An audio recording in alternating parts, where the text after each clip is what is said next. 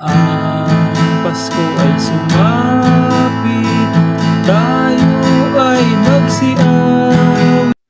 Hello mga ka-idol! So ngayon may ituturo ako na naman sa inyong kanta, no? So itong kantang ituturo ko ngayon sa inyo ay request na. Ayan, siya yung nag-request nito. Ang title pala nitong tutorial natin ngayon ay yung Ang Pasko ay Sumapit. So Christmas song na naman to, no? Para sa mga gustong mga rolling dyan. So ito na. So dito muna tayo sa kanyang strumming pattern, okay? So yung strumming pattern natin is ganito. Down, down, up, down, up. Okay? Sa pag yung normal lang na chords, ibig sabihin normal lang yung chords, 3 times nyo gagawin yan, okay? Sa bawat chord. 3 times nyo gagawin kada chords, okay?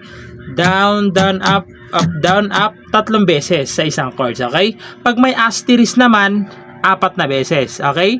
Pag may asterisk yung chords, 4 na beses nyo gagawin yung down, down, up, down, up.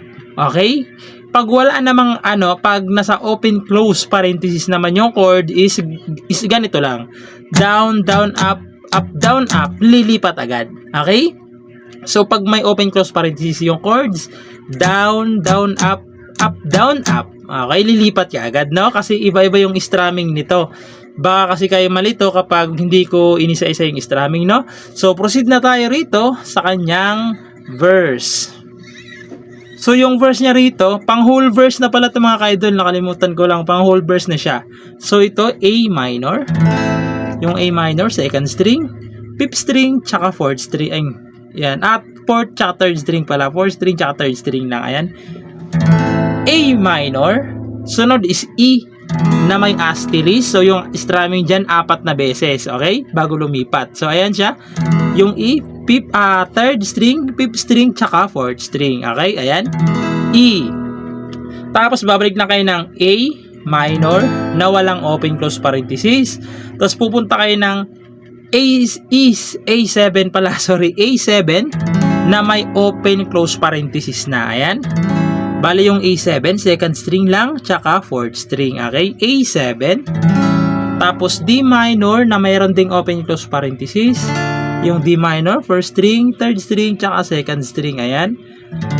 D minor, nasa loob rin yan. Tapos isa pang D minor, nasa loob rin. Tapos A minor naman, nasa loob din. Tapos E, nasa loob din. Tapos A minor ulit, nasa loob din. Okay? So sasampulan ko yung kanyang verse. So pangkalahatang verse na ito mga ka-idol ha. Sasampulan ko para mas maintindihan nyo. So yung strumming natin nakalagay naman dyan para hindi kayo malito, no? So ganito naman siya kapag tinugtugan. So dito ako mag-play ng pag-play, no, para makita nyo. So ganito naman siya kapag tinugtog. Ang Pasko ay sumapit, tayo ay magsiawit ng magagandang himig, dahil sa Diyos ay pag-ibig, nang si Kristo'y isilang, may 3 haring nagsidalaw, at ang bawat isa ay nagsipaghandog ng tanging alay. Tapos chorus, bagong taon ay magbagong. So doon na yun sa chorus, no? So ganoon siya mga ka-idol i-play ha. Yung strumming nito medyo mahirap nga lang, no? So proceed muna tayo doon sa kanyang chorus. So yung chorus niya rito is G na nasa loob na ng open close parenthesis. Okay? So isang beses nyo na lang gagawin yung strumming. Ayan. G, yung G, first string, second string, fifth, tsaka 6. Ayan. Tapos C, yung C, second, fourth, tsaka fifth. Okay? Yan, string yan.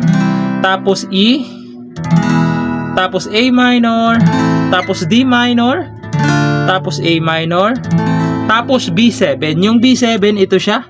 Yan. Yung madaling B7 yung gagawin natin. Okay? Yung B7, ito, ipitin nyo to.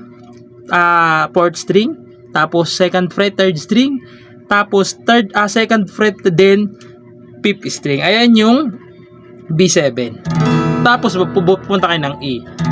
Okay, dyan sa chorus, kung mapapansin nyo, lahat sila nasa loob ng open close parenthesis, no? So, tatandaan nyo lagi yung strumming na yan kasi hanggang matapos na yung kanta, ganyan na yung strumming natin, yung may mga pattern, okay? So, kakantahan ko yung kanyang chorus para mas maintindihan nyo. So, ganito naman siya kapag kinantahan. Dito rin ako magpi-play para mas makita nyo, no? So, ganito naman siya kapag play na eh. Bagong taon ay magbagong buhay ng lumigaya ang ating bayan. Tayo magsikap upang makamtan natin ang kasaganahan.